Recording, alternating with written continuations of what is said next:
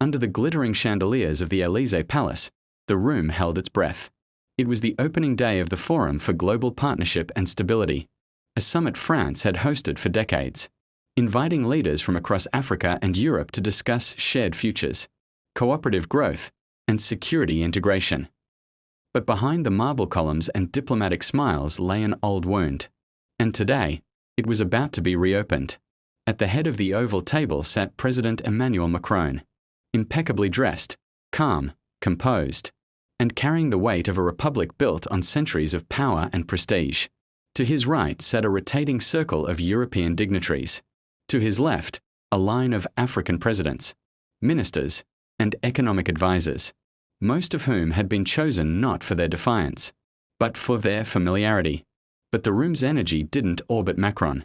It tilted subtly toward one man, Captain Ibrahim Traoré, transitional president of Burkina Faso, sat silently with no aide at his side, no interpreter whispering in his ear, just a single notebook, a black pen, and a stare that had already made several people uncomfortable without saying a word. The moderator introduced the session. This panel, he said, adjusting his mic, will explore the complexities of post-colonial cooperation, currency sovereignty, and regional stability. We begin with remarks from President Macron. Macron leaned forward, his tone measured, his words chosen with the precision of someone who had practiced them many times. France, he began, has always considered Africa not just a neighbor, but a partner in history, in tragedy, and in triumph. And today, we must face the world together, not as former colonizer and colonized, but as equals determined to build peace and prosperity. Several nods followed. A diplomat from Côte d'Ivoire scribbled in a notebook. The Senegalese minister adjusted his tie. Cameras panned slowly. Macron continued. I understand, he said, pausing dramatically, that there is growing sentiment, particularly in Francophone Africa, that France's presence is unwelcome, that our military cooperation, our currency agreements, even our language, are relics of a bygone era. But we must ask, who benefits from this hostility? Who gains from division? A few murmurs. A slow clap from a delegate seated near the end. And let me be clear, Macron added, France does not dictate policy. We offer support. If nations choose to reject our help, that is their sovereign right. But they must also accept the consequences of isolation. That word lingered. Isolation. Traoré did not blink. He had heard the speech before. Different faces. Same lines. Same veiled threats wrapped in diplomatic silk. Macron turned slightly toward him. President Traoré, he said, your rise has been unconventional. Your rhetoric, confrontational. Your government, transitional. And yet, here you are. The world is listening. So I invite you, tell us how you see the future of our relationship. The floor is yours. He might as well have said, defend yourself. Traoré did not rise immediately. He uncapped his pen, drew a short line on the edge of his notebook, then stood slowly. There was no microphone adjustment, no rustling, only the crisp sound of a chair being pushed back across marble. He looked at Macron, not as a peer, not as a rival, but as history itself. I will speak, Traoré said. His voice was steady, clear, unhurried, but not to defend myself, and certainly not to justify my presence. The room hushed. I was invited here, he continued, as the leader of a nation, but I stand here as a memory. That confused some, until he explained. A memory, he said again, of everything this room was designed to forget. Silence, except for the faint tapping of a journalist's keys. You speak of partnership, Traoré said, addressing Macron directly. But partnerships are built on consent, not compliance. And what we've had, for decades, is not a partnership. It is a performance. He walked a few steps behind his chair, hands behind his back. You say France offers help. I ask, help for whom? When French troops set up bases in our towns, are they there for us, or for your interests? When French companies sign contracts for our uranium, our gold, our manganese, are they helping, or extracting? He paused, letting the silence respond before continuing. You say we are sovereign. But what kind of sovereignty requires permission to print money? Macron's face tightened. Traoré pressed on. The CFA franc, he said, lifting a small paper from his notebook. A currency created in 1945 by France for its colonies. A currency still controlled by the French treasury. You claim it ensures stability. I say it ensures dependency. You say it prevents inflation. I say it prevents freedom. A low rustle in the room. Some scribbled notes. Others stared at Macron. You speak of stability, Traoré said. But stability for whom? For the markets. Or for the millions of Africans, trapped in economic structures they did not design and cannot escape. He stepped forward now, slowly, measured. We are told that breaking with France would bring hardship, that rejecting the CFA would bring chaos, that demanding the withdrawal of French troops would create a security vacuum. He looked at Macron again. But I ask, what is more chaotic than a system where decisions are made in Paris, but consequences are felt in Ouagadougou? There were no chuckles, no interruptions, just the slow, gravitational pull of truth. You say my government is transitional, Traoré continued, and it is. But it is also necessary, because what existed before was a fiction, a democratic illusion funded by foreign aid, policed by foreign troops, and validated by foreign observers. A minister from Chad shifted uncomfortably. And what has that illusion brought us? He asked. Debt, dependency, and death. His voice grew firmer.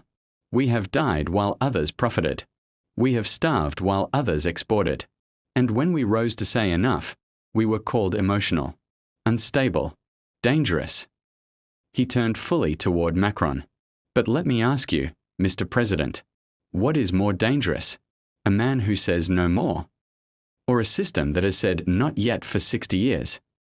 Macron's jaw clenched. Traoré's voice did not rise. It did not need to. This isn't personal, he said. This is historical. He raised a small photograph, a black and white image of a young Thomas Sankara, standing beneath a tree, speaking to a crowd of barefoot villagers. This man, Traoré said, stood where I stand. He warned of the trap. He refused the deals. He called for real independence. He lowered the photo. Within 4 years, he was dead, shot by men funded and armed by those who claimed to support democracy. No one spoke. Traoré turned to the audience now. You call us unstable, but we have been destabilized. You call us corrupt, but we have been corrupted. You call us weak, but we have been weakened. He raised his hand slightly. And yet, here we are. Applause threatened to rise but was held down by the weight of the moment. You say we must cooperate, Traoré said, but cooperation requires equality, and equality requires reckoning. He gestured toward the table. You sit at a table built by empire, designed for empire, protected by empire, and you ask us to pull up a chair and be grateful. Now he raised his voice, not in volume, but in vision. We will not be grateful for our own submission. A murmur of support came from the Niger delegation. The cameras caught it. You say you're helping Africa, Traoré said, but Africa is helping you. We provide the resources. We provide the labor. We provide the strategic ground. Without Africa, the lights in Paris dim. The phones slow. The machines stop. He leaned forward slightly. You don't need to save Africa. You need to stop exploiting it.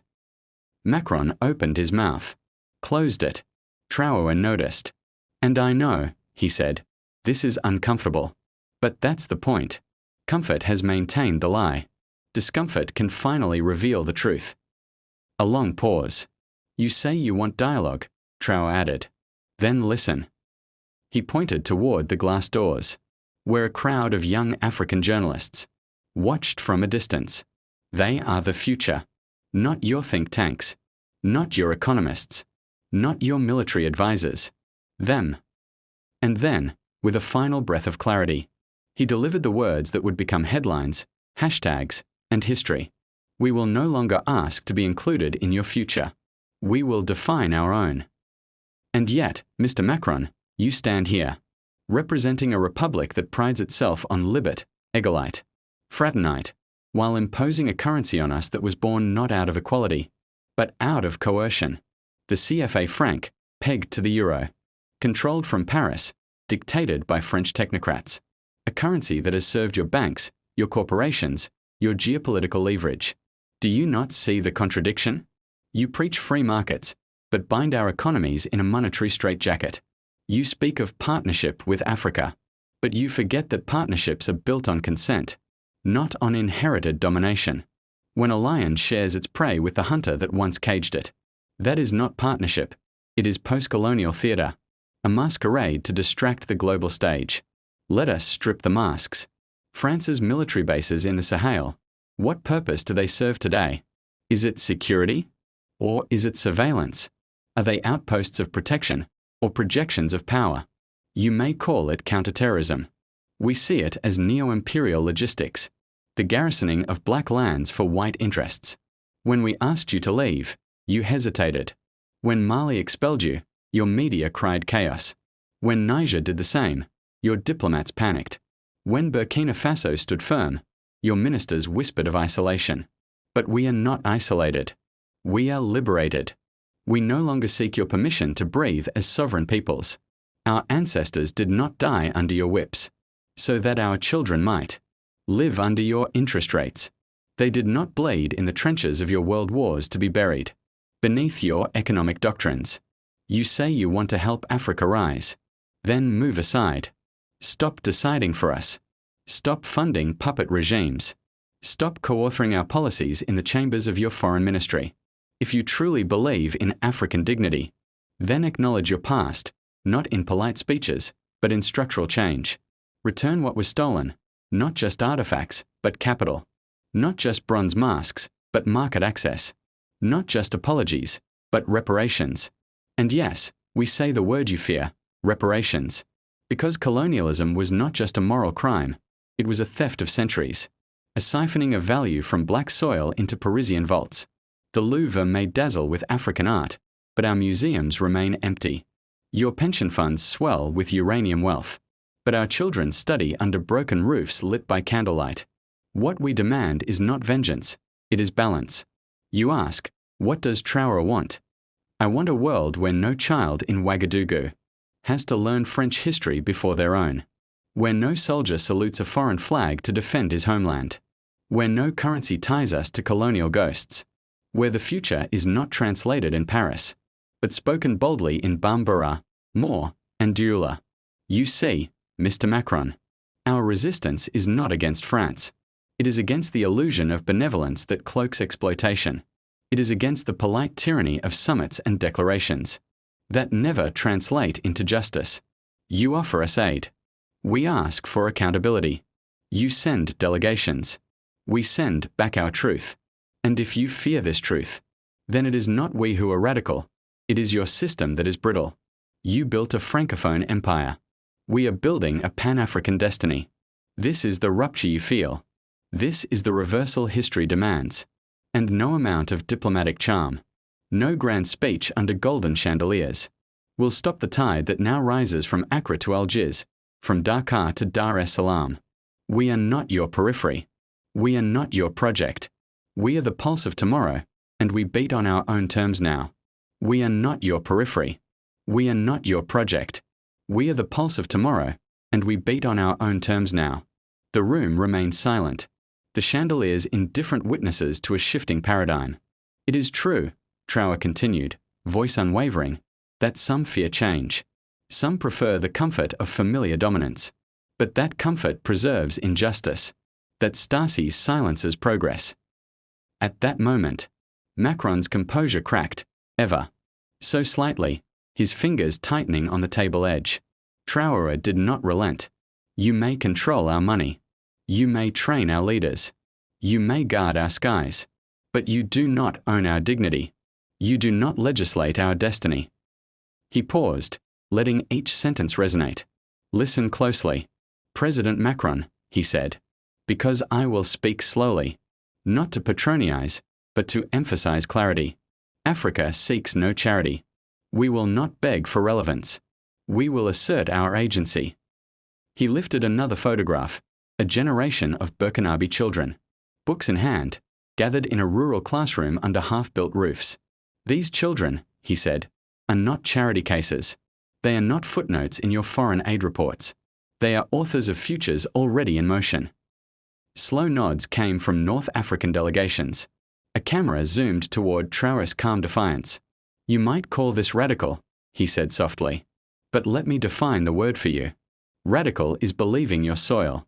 Has no worth unless you give it permission. No applause rose, but the room leaned forward nevertheless.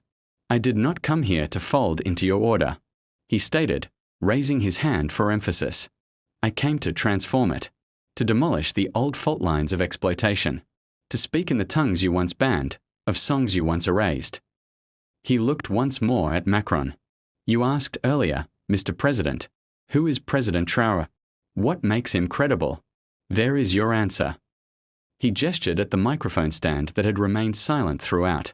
There is my credibility. Silence made powerful. Voice made unforgettable. He stepped back, closing the space between conviction and history. Cameras clicked. Microphones captured continents waking up to his refrain. And now, he said, I return the floor to you. Not because you deserve it, but because the world deserves closure. Macron opened his mouth. Words died there. Traoré Saturday. Not with submission, but with mastery. And as the session transitioned, the air felt different, charged, alive, unsettled. As the session resumed, the decorum felt forced, an attempt to stitch civility over a wound still bleeding. Delegates shifted uncomfortably. Some whispered into earpieces. Others scribbled notes with the urgency of history, being redrafted before their eyes. Macron leaned toward his advisor, muttering something inaudible. His face bore the subtle tremors of a man who realized the mirror had spoken back. No amount of diplomatic training prepares one for truth delivered raw. Without euphemism, without fear. Traoré remained still. He did not gloat. Power is loud when it's insecure. But authority, real authority, whispers like gravity. It simply is. Across the hall, reporters frantically updated headlines. Africa speaks back. Traoré redefines global power in Geneva. Burkina Faso's president delivers the speech Macron couldn't ignore. From post-colonial to post-compliance, Traoré shifts the frame. Back in Burkina Faso, cafes buzzed with replays of the moment. In Nairobi, youth lit up forums with quotes. In Haiti, in Brazil, in Palestine, in the favelas, in the slums, in the shadows of empire, people who had been used to waiting their turn suddenly stood taller. And in Paris, think tanks scrambled. How to interpret this rupture? How to contain it? Because this wasn't just about Burkina Faso. This wasn't even just about Africa. It was about unlicensed defiance. About a new language rising without asking for grammar lessons from the old guards. The French foreign minister took the podium next. Her tone, unusually measured, tried to patch what had been shattered. She spoke of partnership, of shared futures, of lessons to be learned. But the words felt borrowed. Because after Traoré, every phrase that didn't carry soul sounded like filler. Every gesture not rooted in lived history felt cosmetic. Every apology that didn't begin with dismantling the extractive scaffolding was noise. Then came a shift. Delegates from Latin America requested a deviation from the agenda. So did representatives from Southeast Asia. One by one, voices long deemed peripheral began stepping into the center. The General Assembly never officially approved a theme for the day, but decolonization had unofficially seized the narrative. By dusk, the compound was electric. Interviews spilled into gardens.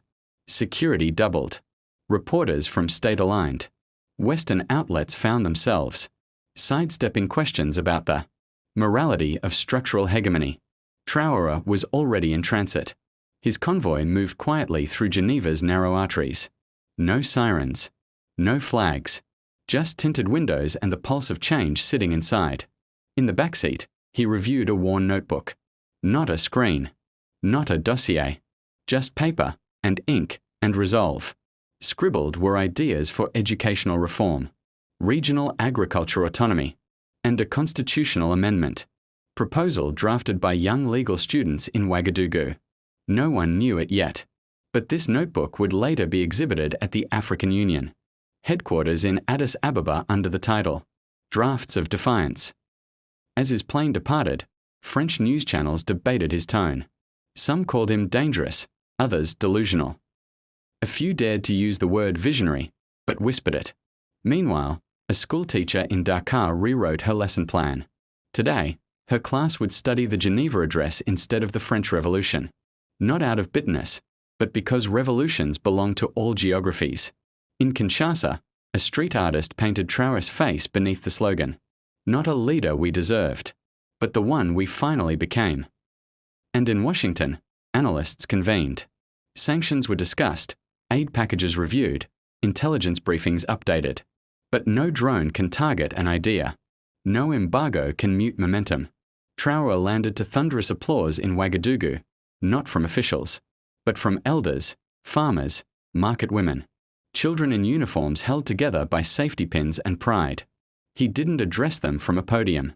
He walked among them, spoke their names, listened to their laughter. They weren't a constituency. They were the country. Later that week, he unveiled a program titled Soil First, redirecting defense funds into regenerative farming. When asked by international press how Burkina Faso would defend itself in times of rising global tensions, he simply responded, "We will defend ourselves by becoming invaluable to ourselves." Critics balked, but something curious happened. Within months, the nation's food imports dropped by 20%. School attendance rose. Microgrids lit up villages that had known only candles and prayers. By the year's end, Burkina Faso's Human Development Index climbed faster than any nations in the region. The West scoffed, then coppered, because transformation, once ridiculed, often becomes a blueprint. And Macron? He faded into his protocols. Still powerful, yes. Still polished, but haunted. Because every speech he gave from that day forward, people asked, but what would Traoré say? And that, perhaps, was the final rupture. Not in buildings or borders, but in imagination. For centuries, the script had been theirs. But now, someone else was writing. Not in perfect grammar, not in perfect alignment, but in truth. And it was loud. And it was beautiful. And it would not be revised.